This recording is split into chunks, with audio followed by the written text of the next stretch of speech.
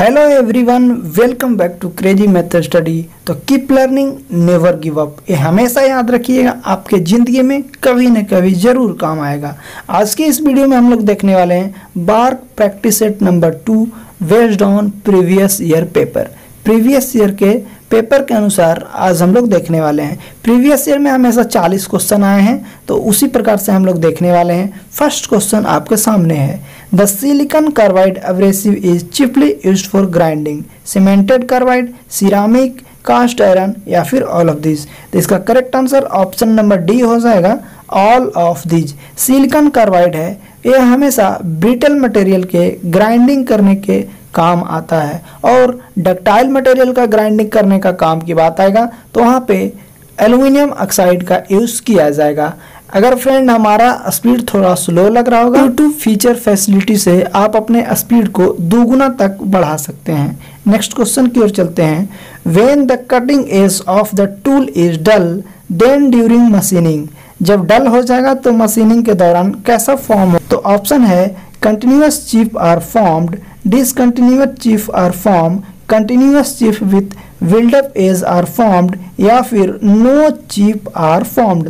तो इसका correct answer क्या हो जाएगा? तो correct answer option number C हो जाएगा, continuous chip with build up edge. ठीक है, हमेशा याद रखिएगा। और अगर बेटर मटेरियल का आप कटिंग करेंगे तो वहाँ पे आपको डिसकंटिन्यूअस चिप मिलेगा। ठीक है, a single point thread cutting tool should usually have zero rake, positive rake, negative rake या फिर पॉइंट एंगल। तो इसका correct answer option number A हो जाएगा, जीरो रेक। अगर हम लोग सिंगल पॉइंट कटिंग टूल की बात करें तो वहाँ पे जीरो रेक एंगल आता है। जनरली रेक एंगल का वैल्यू अप टू 15 डिग्री तक हो सकता है, और फ्लैंक एंगल का एंगल होता है वो 60 से 80 डिग्री के बीच में वेरी करता है। ठीक है, नेक्स्ट क्वेश्चन है, in time study the rating factor is applied to determine standard time of the job, merit rating of the worker, fixation of incentive rate, normal time of the worker. इसका correct answer fixation incentive rate, कितना उसको veg देना है ये fix किया जाता है हमेशा रेटिंग फैक्टर लगा करके। अगर रेटिंग ए है तो अच्छे क्वालिटी का वर्कर है तो उसको ज़्यादा पैसा मिलना चाहिए। रेटिंग अगर बी सी डी है मतलब कि ए से कम है तो उसको कम पैसा मिलेगा। ठीक है, next question, Gantt chart is used for inventory control, material handling, production schedule या फिर मशीन रिपेयर शेड्यूल। तो इसका correct answer option number C हो जाएगा, प्रोडक्शन शेड्यूल। ये सारे क्वेश्चन इतने वीवीआई हैं फ्रेंड कि हमेशा कभी न कभी आपको एग्जाम में देखने को मिलेंगे। ठीक है, तो नेक्स्ट क्वेश्चन की ओर बढ़ते हैं, the main object of scientific layout is to produce better quality of the product, to utilise maximum floor area, to minimise production delays. तो इसका करेक्ट आंसर क्या होगा? तो ऑप्शन नंबर डी हो जाएगा करेक्ट आंसर। साइंटिफिक लेआउट का main purpose ये सारा होता है, तो एक बार फिर से आप पढ़ लीजिएगा।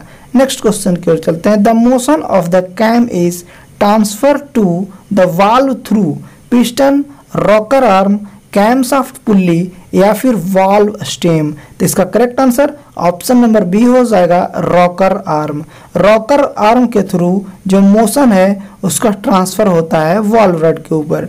ठीक है, next question, which of the following symptoms is caused as a result of brake disc run out. Option है ineffectiveness of brake, judder during braking, localised wearing of brake pad, rapid wearing of brake pads. तो इसका correct answer option number B हो जाएगा, Jhajjar during breaking. Jhajjar क्या होता है friend? तो मतलब जैसे ही आप ब्रेक लगाएंगे तो वो एक जगह स्मूथली नहीं रुकेगा, वो वाइब्रेट करते करते थोड़ा दूर पे जाकर के रुकेगा, तो उसको हम लोग जैजर बोलेंगे। ठीक है, जो हमारा इक्विपमेंट रहेगा उसमें वाइब्रेशन ला देगा, उसको जैजर बोलेंगे। नेक्स्ट क्वेश्चन है, if engine coolant leaks into engine oil then engine oil appear milky, become foamy, turns black या फिर नन ऑफ दिस। तो इसका करेक्ट आंसर हो जाएगा ऑप्शन नंबर ए, अपीयर्स मिल्की। जैसे इसके अंदर कोई ऑयल मिल जाएगा कूलेंट के अंदर तो उसका कलर चेंज हो जाता है, वो अपीयर हो जाता है मिल्की फॉर्म में। नेक्स्ट क्वेश्चन है, if the resultant of two equal forces has the same magnitude as either of the forces then the angle between the two forces is 30 degree, 60 degree, 90 degree या फिर 120 degree. तो इसका correct answer option number D हो जाएगा 120 degree. ठीक है, अच्छे से याद रखिए, ये तो न्यूमेरिकल टाइप क्वेश्चन है, इसको आप सोल्व कीजिएगा, इजीली आ जाएगा। नेक्स्ट क्वेश्चन है, a smooth cylinder lying on it's convex surface remain in equilibrium. कौन सा इक्विलिब्रियम होगा? स्मूथ सरफेस पे अगर रखा गया है और वो कन्वेक्स हो तो क्या होगा? स्टेबल, अनस्टेबल, न्यूट्रल या फिर एनी ऑफ दिस। तो इसका correct answer option number B हो जाएगा अनस्टेबल। अगर हॉरिजॉन्टल सरफेस जो कि प्लेन सरफेस रहेगा तो वहाँ पे स्टेबल रहेगा, अगर कन्वेक्स रहेगा तो अनस्टेबल, अगर कनकेव शेप के रहेगा तो न्यूट्रल इक्विलिब्रियम में हो सकता है। नेक्स्ट क्वेश्चन है, the range of projectile is maximum when the angle of projection is 30 degree, 45 degree, 60 degree या फिर 90 डिग्री। तो इसका correct answer option number B हो जाएगा 45 degree. U square sine 2 theta by g होता है फॉर्मूला, तो उसमें साइन 2 थीटा, ठीक है, और थीटा का वैल्यू 90 डिग्री होगा तो रेंज मैक्सिमम होगा। तो 2 थीटा का वैल्यू 90 डिग्री, अगर थीटा फिर वहां से निकालेंगे तो 45 करेक्ट आंसर हो जाएगा। ठीक है, next question, rivet are generally specified by thickness of plate to be joint, overall length, shank diameter या फिर डायमीटर ऑफ हेड। तो इसका correct answer option number C हो जाएगा सैंक डायमीटर। रिवेट्स होता है वो माइल्ड स्टील का बना होता है और उसका जो स्पेसिफिकेशन होता है सैंक डायमीटर पे होता है।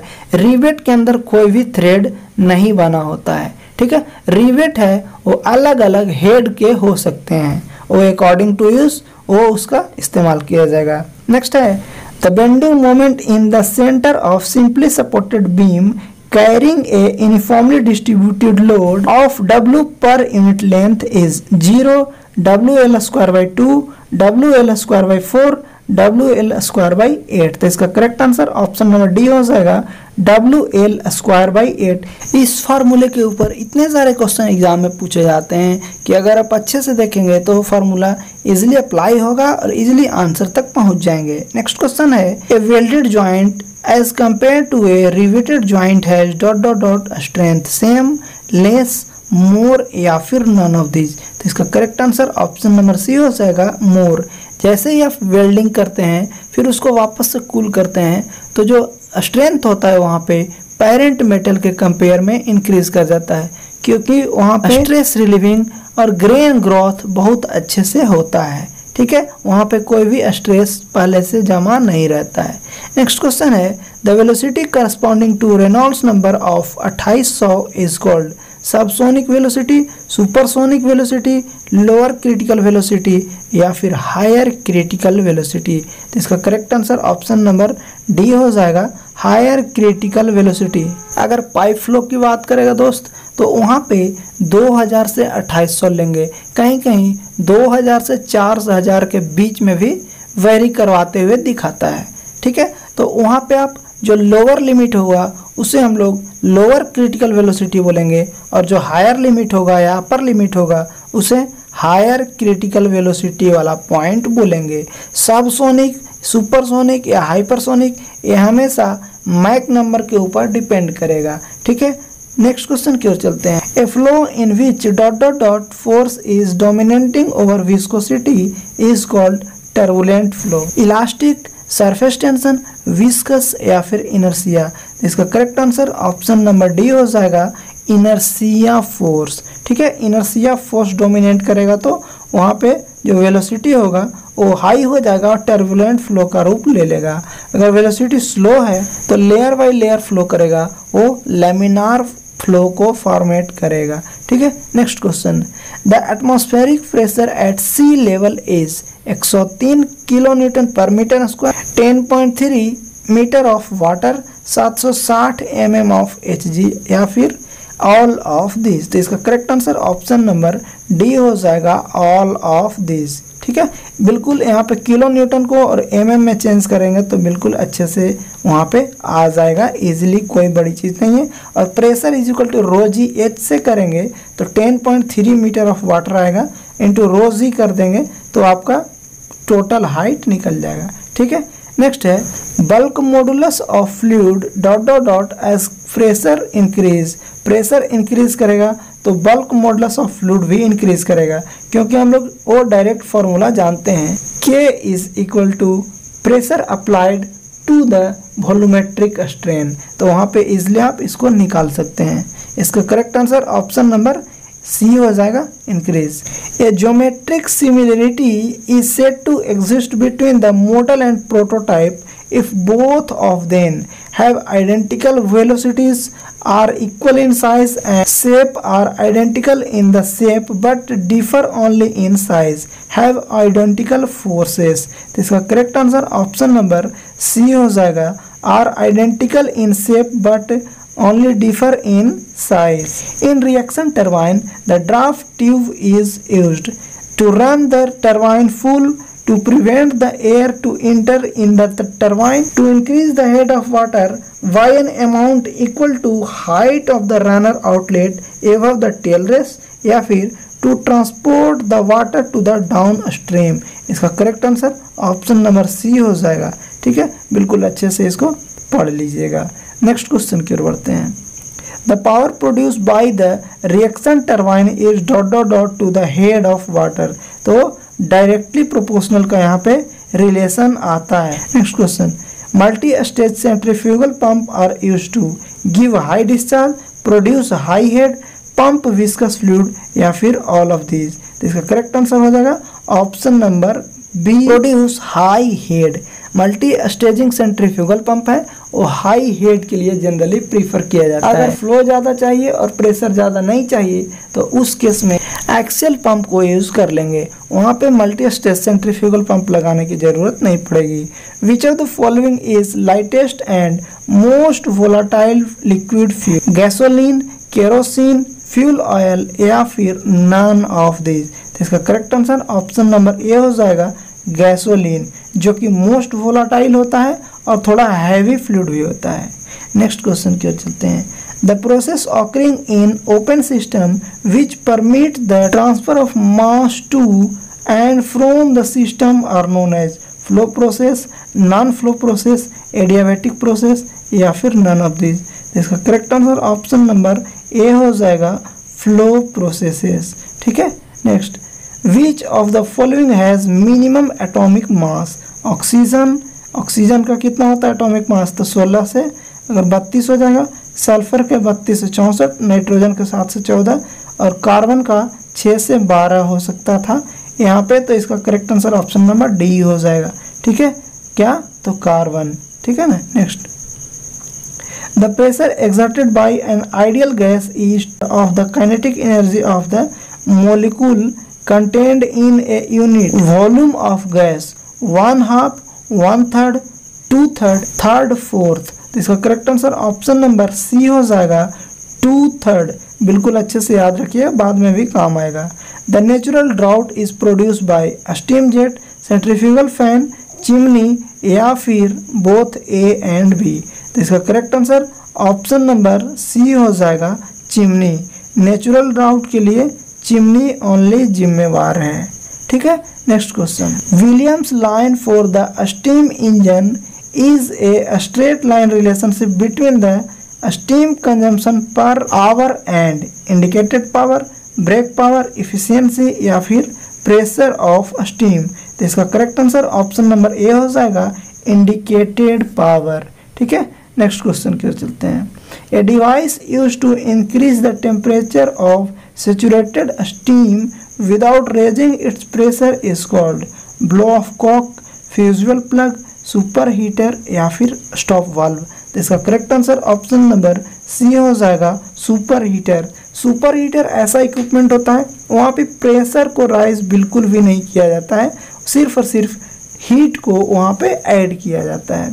ठीक है, next question, an economiser dot dot dot the steam raising capacity of boiler increase, decrease, has no effect on, या फिर नन ऑफ द एबव। तो इसका correct answer option number A हो जाएगा, इंक्रीज। ठीक है, नेक्स्ट क्वेश्चन की ओर बढ़ते हैं। और इकोनोमाइजर लगाने से प्लांट का इफिशियंसी में, या फिर प्लांट का कहें तो फ्यूल कंजम्पशन में 8 से 10% की कमी आ जाती है, और टनों का टन फ्यूल वहाँ पे रहते हैं तो 10% बहुत ज़्यादा हो जाएगा।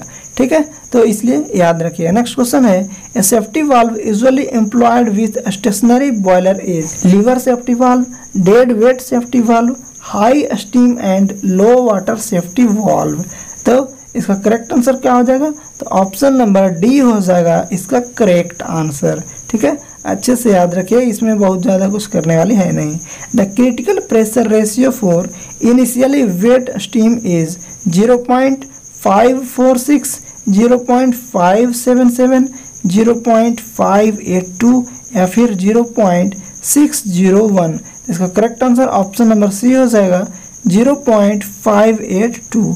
Next question, in a nozzle whole frictional losses is assumed to occur between inlet and throat, inlet and outlet, throat and exit या फिर ऑल ऑफ दिस। तो इसका correct answer option number C हो जाएगा throat and exit.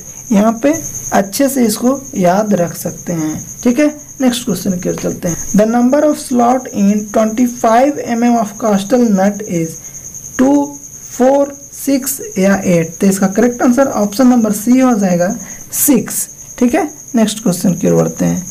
In flange coupling, the flanges are coupled together by means of bolts and nuts, studs, headless taper bolt, none of these। इसका correct answer option number A हो जाएगा bolt and nut. Next question है, a transmission shaft include counter shaft, line shaft, overhead shaft या फिर all of this. तो इसका correct answer option number D हो जाएगा ऑल ऑफ दिस। जो ट्रांसमिशन शाफ्ट होता है उसमें सारा फीचर्स अवेलेबल होता है। ठीक है, next question, a locking device in which the bottom cylindrical portion is recesses to receive the tip of the locking set screw is called castle nut, jam nut, ring nut या फिर swan nut. तो इसका correct answer option number C हो जाएगा ring नट। ठीक है, next question की ओर चलते हैं। Nuclear reactor are used to produce heat for thermodynamics electric power, to produce fissionable material, to produce ship, submarine, aircraft या फिर ऑल ऑफ दिस। तो इसका correct answer option number D हो जाएगा ऑल ऑफ दिस। ठीक है, next question, a moderator generally used in nuclear power plant is graphite, heavy water, concrete या फिर ग्रेफाइट एंड कंक्रीट। तो इसका correct answer option number D आ रहा है ग्रेफाइट एंड कंक्रीट। ठीक है, नेक्स्ट क्वेश्चन की ओर आ चुका है क्वेश्चन ऑफ द डे। इसका आंसर आप कमेंट बॉक्स में जरूर लिखिएगा। The predominant isotopes of naturally occurring element is uranium 235, uranium 238, प्लोनियम 233, प्लोनियम 239। तो इसका करेक्ट आंसर आप कमेंट बॉक्स में देने की जरूर करिएगा। Thanks for watching, have a good day.